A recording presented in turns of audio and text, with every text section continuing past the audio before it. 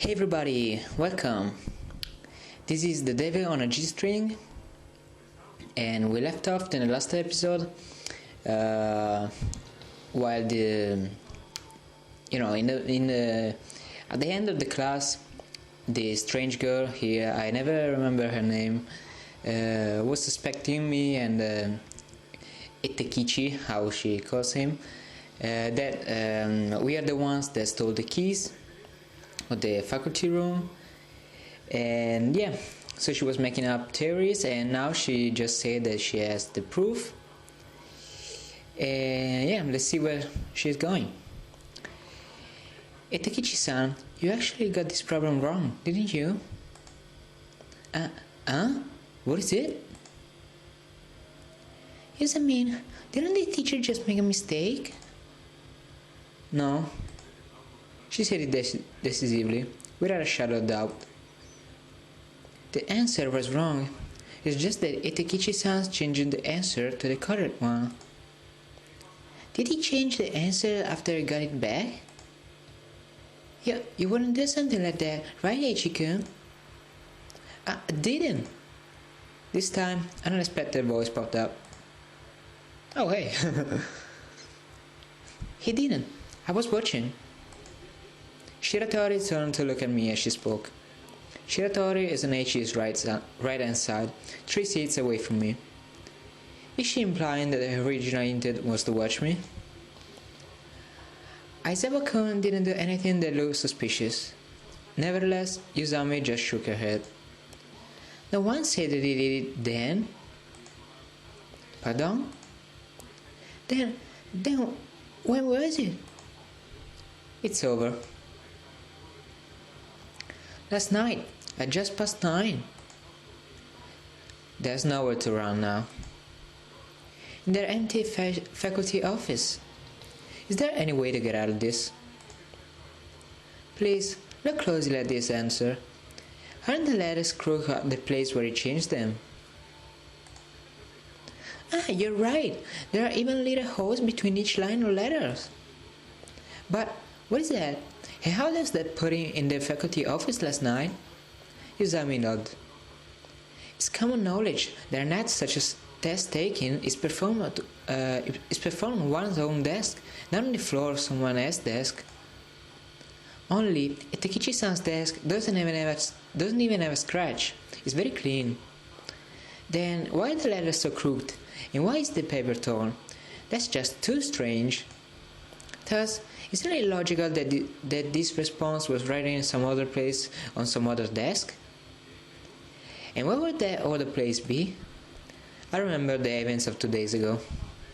Yeah, the teacher had the desk all bruised and stuff. He even broke his pencil. Alright, I'll do it. I have the pencil in case that there are questions. This here goes like this. This is really easy for you, isn't it? The teacher was staring at me like a hawk, observing my every move.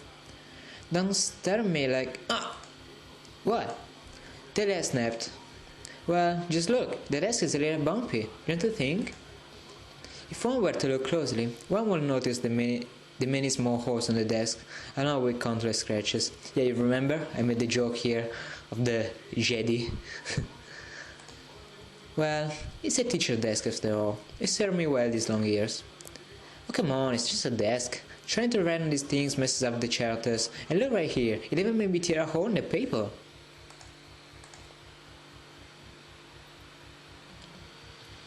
The answer is the math teacher's desk in the faculty office. Damn Eiichi, that bastard. I told him clearly that he wasn't to do anything outside of the plan. It's probably going to be useless, but I should still ask. It didn't have to be last night though, right? It could have snuck in the day before or even this morning.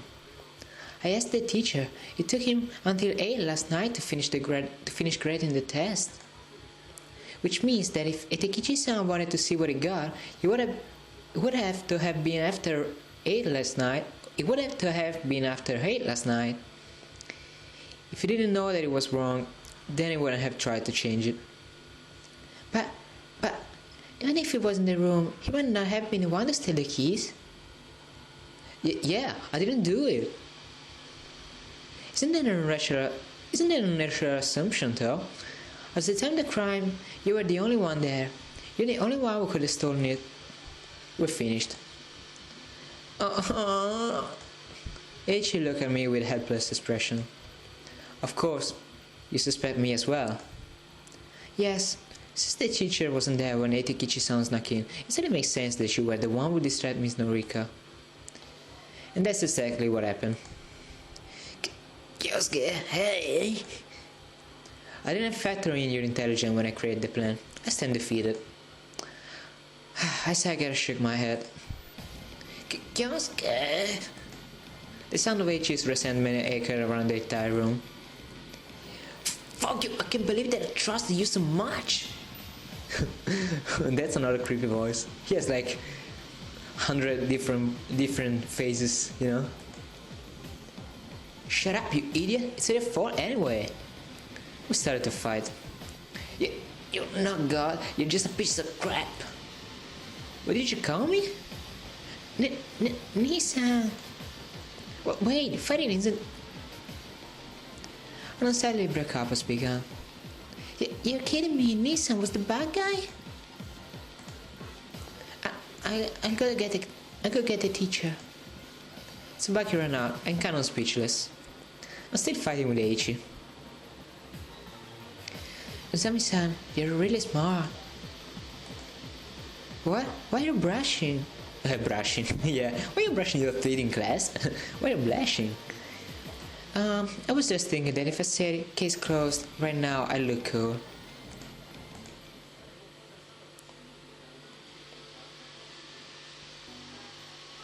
Afterwards, Eiichi and I were called to the faculty office. Really got cold. Tsubaki and Canon had been waiting patiently while the teacher preached to us. At least you weren't suspended. So because I'm such a good student. You have to reflect on what you did. Same to you. If you didn't break my CD, none of this would have happened. Jeez, this sound likes grudges too much. Quite. Hurry up and get to the rink. Okay. See you next week. I'm going home too. The two of them quickly left. Really? Later. Yeah. Eiichi left with a stormy face. Now then, tomorrow's Saturday. It's the weekend, and the bars and cabarets are buzzing. It's a busy time for the Azai Corporation. I should get home quickly and organize everything.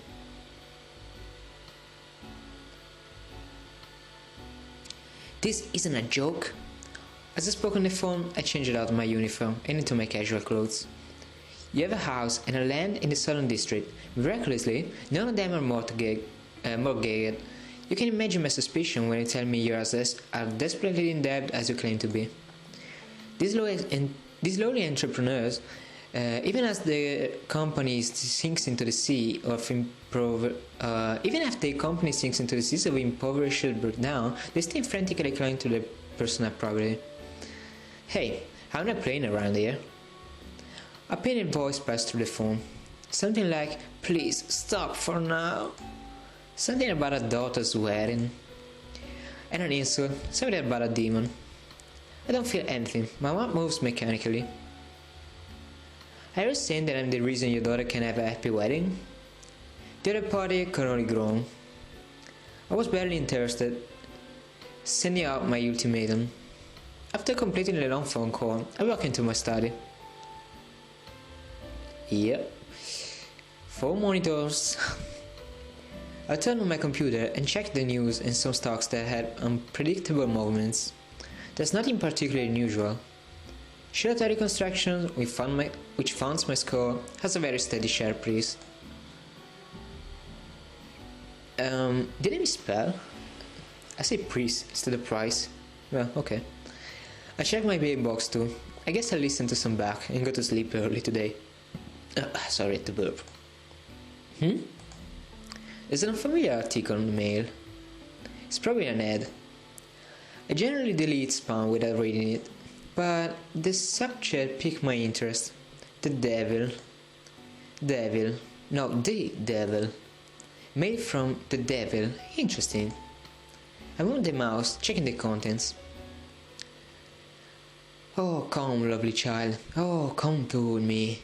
For many a game I'll play there with thee. What the hell is this? This only line of senseless text? Oh well, it would be spam if it wasn't senseless. I closed my mailbox and I did a small stretch. I removed the back CD from its wrapper. The fingers that were ripping the plastic stopped.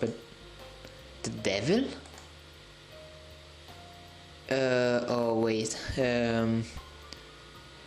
Schubert's Der Krong? I think that's how I should say it. I'm not really too fond of Deutsch, but German. I can't understand much of that. I mostly know the original German and the official Japanese translation of the Kroning, called Maou. Still, I think the contents of the mail are close enough to the point to be called a translation. I was suddenly attacked by a light headache. But some of the sentences here are pretty hard to read. Do you know Maou? A coincidence? If this is just spam, the timing is really perfect. I can use this as something to talk about the next time I see Izami. Oh, phone. Hello? I didn't bother to check the caller ID. Hello? There's no answer. Oh wait, he still was him. Who is it? A very quiet voice spoke up. Is this Azai? Tsubaki, don't scare me like that. Oh wait, Tsubaki, don't scare me like that. And the one who's scared? Huh? Your voice is completely different from what it's like normally. Yeah, it's kinda like mine. I know for a fact that my voice on records it's a little different than my normal voice. I don't know, maybe it's something to do with the vocal cords, or well, I don't know. Is it? I never really noticed. Yeah, the last time I came to visit your house, the same thing happened. Well, it's hard to tell with your own voice. You were like a completely different person. It was scary. Never mind that. How did you get my phone number? Well, you gave it to her. Huh? Did you give it to me before? Right. Sorry, I forgot. Gee, you're really forgetful. Let's move on. Did something happen? I glanced at the clock. It's already 2 in the morning. Yeah, today was really something, wasn't it? Today? The gym storage room, Kay? Yeah, the teacher really let us have it. Are you still mad at Canon-chan? No, I'm over it already. I was just playing around. Heard her reply with a sigh of relief. Really? That's great. I was worried. What? You carried it because of that? She's forgetting it too. How rare. To think that selfish I had is actually reflecting on her actions. I'm sure she's only did. Oh man. I'm sure she'd only do that for you, Azai-kun. She giggled quietly. Is there anything else? Huh? No, there's nothing. Really? What do you mean? Nothing. So, Tsubaki was only worried about me. But how can worrying about me be a benefit to her? Does she feel satisfaction for me having a favorable opinion of her? People don't act without either the possibility of gain or the fear of sanctions against inaction. Azai-kun? Sorry, I fell asleep while on the phone. Jeez, that's me. I'm jotting that down in my diary. Haha. My guess is correct. Her feelings for me go beyond those of simple friends. Yeah, about time you understood. That would explain her recent desire to know more about me. However, I may be reading too much into it. I don't have any interest in women without money anyway. I need to sleep. I have to eat with Gonzo again early tomorrow morning. I get it. Thanks a lot for going to all this trouble and calling me. No, I'm just happy that I can talk to you. Seems like she's sincerely happy. What is it? Are you sleepy? No, appeals like that can't exist. Good night. Let's do something again when we had the chance. Without waiting for a reply, I ended the call. Well, what a bastard. Who the fuck are you? Well, I have my things to do. Oh, don't even pay attention to what you're saying. Goodbye. My apartment cost a whooping 605. I got a memory loss here. Well, you can read it. Okay, yen a month. Okay, I'm sure I remember. 10 minutes after I closed the episode, I'm sure I remember how to read it. From the 18th floor. Oh, what the fuck? Man, I'm so fucking up this time. Maybe it's because I didn't record for a couple of days. From the 18th floor, one can enjoy a view from the entire city. Under the protection of Azai Kyosuke, I managed to obtain an amount of money normally unthinkable for someone of my stature. At first, everyone whispered around there was an insufferable little brat getting in over my head. As of late, though, my reputation has begun to live up to my standings as the demon child. A person like that can't exist. If a person as kind as saint exists, why didn't they come and help me back then? At the moment, why didn't they reach out to me with aid? Oh wow. Was that like her mother and father? Maybe. But that guy on the right kinda looks like him, but you know, it's been a bunch of years, and he was probably like, I don't know, 5 or 6 or something like that. So I guess he wouldn't be taller than their mother. I picked up a photograph. It's always been hidden deeply, far from prying eyes. A crude old photograph that doesn't have a frame.